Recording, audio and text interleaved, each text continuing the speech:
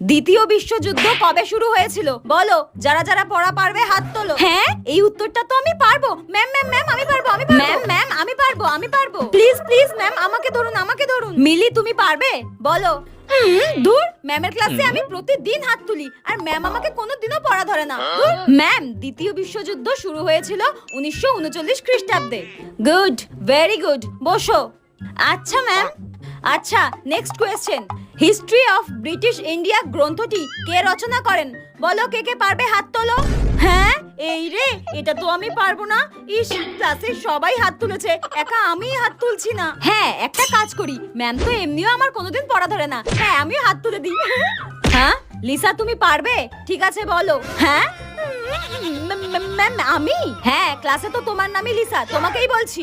প্রতিদিন হাত তুলি, কোনোদিনও পড়া ধরে না। এই হাত আমি কেটেই ফেলবো, আজকেই পড়া ধরতে হলো। দূর, ভালো লাগে না।